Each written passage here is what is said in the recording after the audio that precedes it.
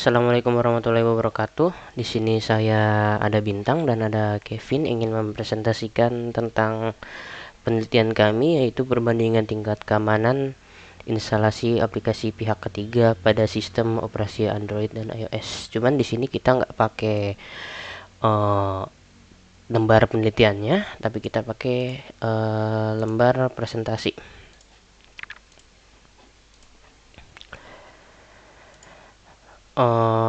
Bisa dimulai dari Kevin. Oke, baik. Yang pertama kita ada pendahuluan, yaitu latar belakangnya adalah perkembangan teknologi digital yang pesat, khususnya pada platform mobile, telah mendorong adopsi aplikasi secara masif dengan lebih dari 2,5 miliar pengguna smartphone di dunia. Namun, lonjakan ini diiringi tantangan serius dan dalam hal keamanan, terutama dari aplikasi pihak ketiga yang tidak diverifikasi dan sering membawa malware. Sistem operasi Android yang bersifat terbuka ini lebih rentan terhadap resiko ini dibanding iOS yang memiliki ekosistem yang tertutup.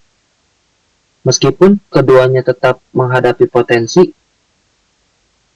serangan seperti melalui sideloading, malware yang disusupkan dalam aplikasi non-resmi semakin canggih dan jumlahnya meningkat drastis setiap tahunnya. Seperti Hummingbird dan Ghostpuss, kurangnya pengawasan fragmen sistem serta rendahnya kesadaran pengguna turut memperburuk situasi.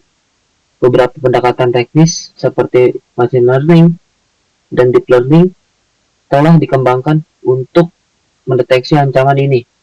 Namun perlindungan yang efektif juga memerlukan edukasi pengguna, kebijakan distribusi aplikasi yang semakin ketat, dan peningkatan arsitektur keamanan. Oleh karena itu, penelitian ini berfokus pada perbandingan tingkat keamanan instalasi aplikasi pihak ketiga antara Android dan iOS, serta memberikan rekomendasi teknis guna meningkatkan perlindungan pengguna. Next, kita masuk ke rumusan masalah. Nah, rumusan masalah dari penelitian ini adalah instalasi pihak ketiga yang menjadi alasan masuknya malware ke perangkat dan mengancam data pengguna. Next. Tujuan dari penelitian ini adalah mengetahui bagaimana tiap sistem operasi menyikapi masalah ini dengan inovasi di sektor keamanan perangkat masing-masing. Next. Manfaat dari penelitian ini adalah manfaat yang pertama, yaitu penelitian ini memberikan wawasan kepada pengguna tentang tingkat risiko yang mungkin dihadapi saat menginstal aplikasi dari pihak ketiga, serta membantu mereka mengambil keputusan yang lebih aman dalam penggunaan perangkat berbasis Android maupun iOS. Manfaat yang kedua yaitu hasil penelitian dapat menjadi acuan bagi pengembangan dalam merancang aplikasi yang lebih aman dan mematuhi kebijakan distribusi resmi, sekaligus memahami potensi celah keamanan dari masing-masing sistem operasi. Next, kita masuk ke kajian pustakanya, yaitu ada poin-poinnya, yaitu penelitian terdahulu. Berdasarkan latar belakang dari jumlah studi sebelumnya, dapat disimpulkan bahwa pertumbuhan pesat pengguna smartphone, khususnya di kalangan generasi muda, telah mendorong adopsi aplikasi mobile secara luas. Namun sekaligus meningkatkan risiko keamanan, terutama dari aplikasi pihak ketiga. Guo et al. Menyoroti pentingnya memahami perilaku pengguna, serta Arts et al. Mengungkapkan celah instalasi aplikasi luar toko resmi. Giorodi dan Kolnick membandingkan keamanan Android dan iOS dengan hasil bahwa iOS lebih ketat dalam pengawasan aplikasi. Laporan Zimperium dan studi Fakuri, Anwar, serta Ketekum menunjukkan peningkatan serangan malware dan merekomendasikan mitigasi melalui edukasi dan keamanan bawaan. Sementara itu, Sihak dan Wang mengusulkan deteksi otomatis berbasis deep learning. Maru et al. Menyimpulkan bahwa Meskipun pendekatan keamanan Android dan iOS berbeda, keduanya tetap rentan terhadap ancaman dari aplikasi pihak ketiga.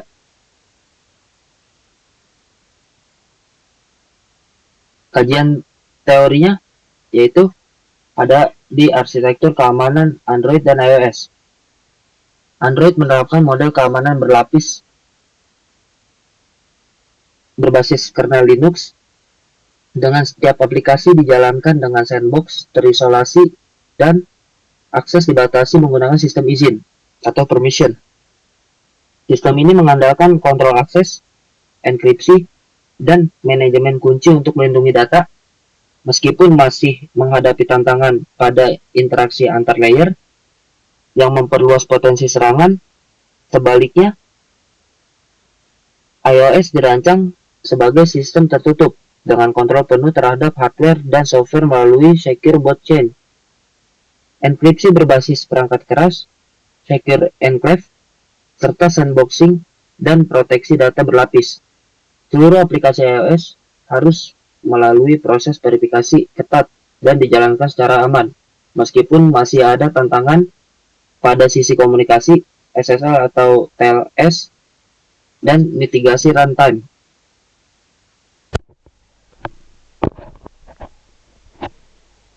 Oke, selanjutnya Untuk saya lanjut metodologi penelitian. Metodologi penelitian ini menggunakan pendekatan deskriptif kualitatif dengan metode studi literatur dan komparatif yang difokuskan pada pengumpulan analisis serta perbandingan data sekunder dari berbagai sumber resmi seperti dokumentasi, pengembang Android dan Apple, jurnal ilmiah, laporan, keamanan cyber, dan kebijakan resmi sistem operasi terkait. Studi literatur dari jurnal penelitian terdahulu yang berformat IEE, ACM, dan AXIF, serta lainnya yang membahas sistem keamanan Android dan iOS, dokumentasi resmi dari Apple Developer, dan Android Open Source Project atau AOSP yang menjelaskan mekanisme keamanan seperti System Integrity Protection atau SIP, Rapid Security Response atau RSR, serta Verified Bot dan Shell Linux. Laporan tahunan dari perusahaan keamanan seperti Zimperium, Checkpoint, dan Google Play Security White Paper yang mengungkap tren dan serangan dari aplikasi pihak ketiga. Oke, hasil penelitiannya itu keamanan Android dan iOS. Android menggunakan pendekatan open source melalui AWSP yang memberikan fleksibilitas namun memungkinkan instalasi aplikasi pihak ketiga atau side loading yang beresiko. Sebaliknya, iOS memiliki sistem tertutup yang membatasi instalasi aplikasi hanya dari App Store, kecuali melalui metode khusus seperti jailbreak atau Apple Enterprise Program yang juga memiliki penting celah keamanan. Pada tabel ini bisa kita lihat tabel 1 yaitu perbandingan sistem keamanan pada penginstalan aplikasi pihak ketiga. Yang pertama dari sumber instalasi aplikasi pada Android terbuka dan dapat diinstal aplikasi pihak ketiga. Namun pada iOS tertutup dan hanya diperbolehkan App Store kecuali jailbreak. Ya ini yang masih tabel lama. Jadi kalau sekarang Apple sudah benar-benar menutup jailbreak, namun karena ini versi iOS 13 dan 14, maka jailbreak masih diperbolehkan. Yang kedua ada security aplikasi atau Google Play Protect. Pada Android itu masih kurang ketat. Sedangkan di iOS terdapat App Store dengan review yang sangat ketat. Fragmentasi OS-nya itu pada Android tinggi, beragam dengan versi aktif, dan iOS itu rendah, kontrol versi lebih seragam. Update keamanannya itu tergantung vendor, tidak seragam, namun pada iOS itu lebih terpusat, cepat, dan konsisten. Pada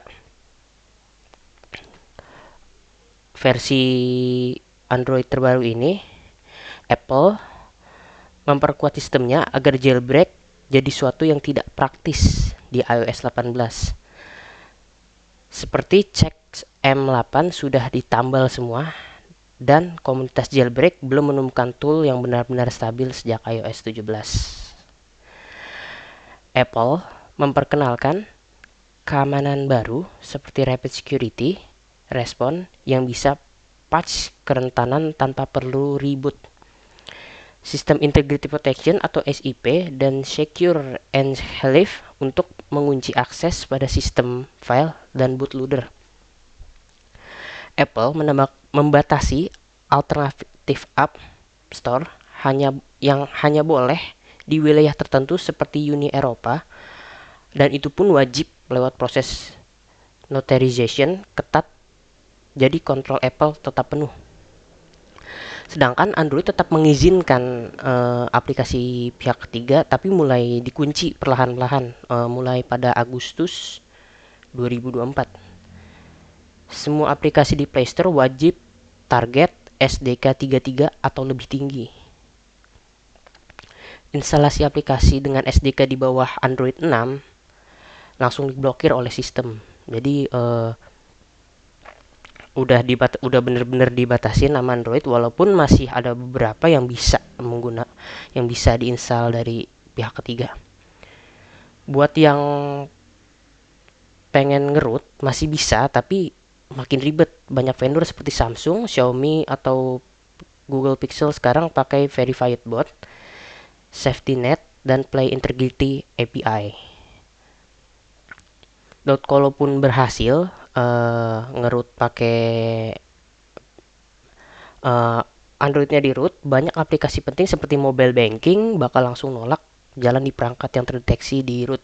Ya mungkin pernah ada kejadian di beberapa pengguna yang nggak bisa menggunakan mobile banking, dan itu faktor utamanya itu routing. Di sini bisa dilihat pada tabelnya sesuai dengan tadi yang saya jabarkan, yaitu sumber instalasi aplikasinya di Android, SDK-nya mulai diperketat, dan pada iOS 18 itu benar-benar ditutup, nggak bisa sama sekali. Lalu di security aplikasinya pada Android, Google Play Protect, SDK-nya juga dibataskan untuk apps eksternal. Dan di iOS 18 App Store reviewnya itu sangat ketat, dan sistem notarization-nya untuk pihak ketiga khusus Uni Eropa. Fragmentasi OS-nya tinggi tergantung vendor, versi OS bervariasi di tiap perangkat. Di iOS 18 rendah, versi OS lebih seragam dan terpusat di bawah kontrol Apple. Untuk update keamanannya di sini berubah dikit. Pada Apple dia sudah memperkuat Rapid Security Response-nya. Namun kalau di Android mungkin belum seketat Apple. Dan kemungkinan jailbreak untuk routing di Android itu masih memungkinkan, tergantung produsen dan bootloader. Namun di iOS 18 itu semakin sulit, dan mungkin bisa menyebabkan perangkat Apple malah menjadi nggak berfungsi.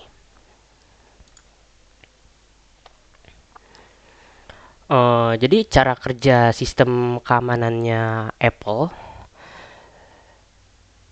itu sangat ketat dan tertutup, layaknya blockchain private, atau bisa dibilang private blockchain yang bisa dimodifikasi oleh validator tunggal, yaitu Apple sendiri sebagai validatornya.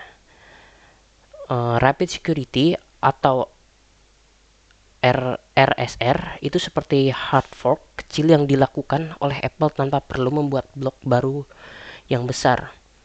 Karena Apple satu-satunya validator yang bisa segera mengeluarkan patch atau blok baru hanya untuk memperbaiki satu titik celah tanpa gangguan blok lainnya. Sistem tetap berjalan cukup restart aplikasi atau sistem efisien dan cepat. Sistem Integrity Protection atau SIP seperti smart contract yang tidak bisa diubah bahkan oleh miner atau root user. Bisa dibilang miner ini root user. semua data sistem, kernel, library, file penting sudah di hash dan ditandatangani. Jadi kalau mau coba otak-atik sistem yang hash, yang bikin malah hashnya itu seperti di blockchain ya, kalau hashnya satu nggak valid, maka nggak akan valid gitu. Jadi bakal gagal. Dan kalau pada implementasi sistem keamanan Apple yaitu malah gagal booting seakan gitu. Terus ada secure enclave dan pointer. Authentication bisa diibaratkan seperti layar enkripsi dalam blockchain wallet yang mencegah akses atau injeksi transaksi palsu. Ibaratnya tuh eh,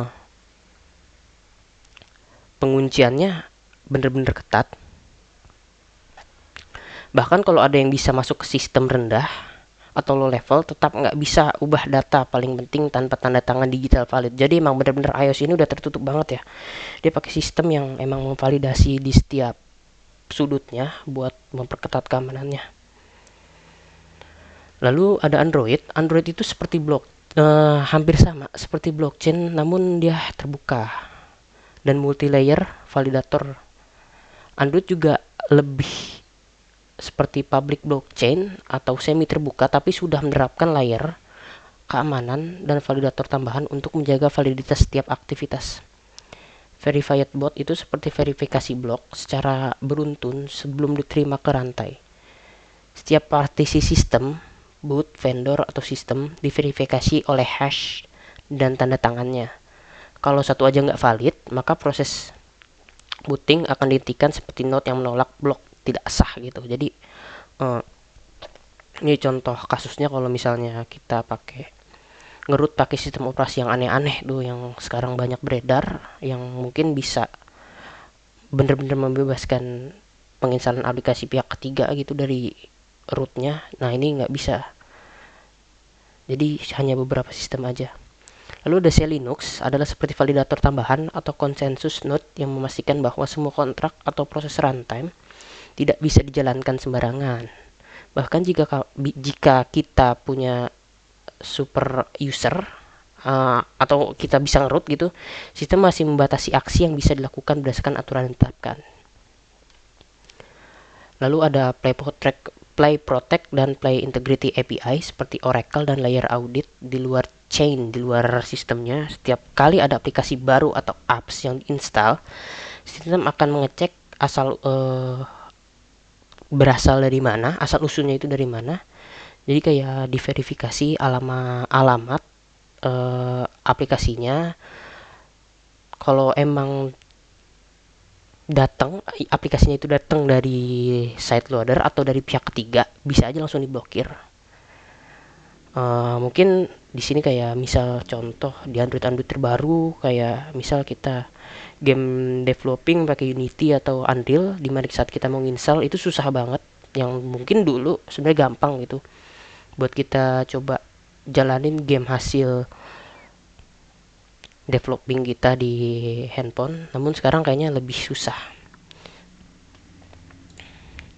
Oke, jadi secara keseluruhan iOS versi terbaru semakin memperkuat sistem tertutup dan mengurangi potensi eksploitasi dari luar, bahkan menggeser sebagian kontrol ke dalam sistem keamanan multilayer.